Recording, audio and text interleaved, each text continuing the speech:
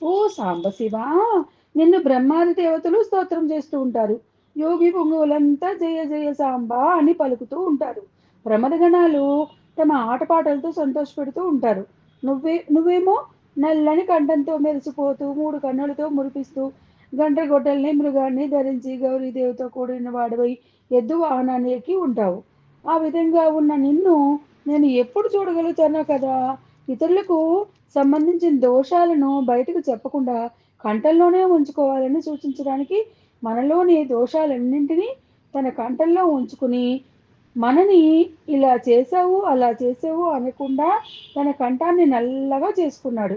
మనందరినీ కాపాడడం కోసం, సమస్త లోకాలను రక్షించడం కోసం పాలసంద్ర మదనంలో నుంచి పుట్టిన కాలకూట విషాన్ని మృంగి తన ఉదరంలోని లోకాలు మాడిపోకుండా ఉండాలని కంఠంలోనే ఉంచుకుని నీలకంఠుడయ్యావు.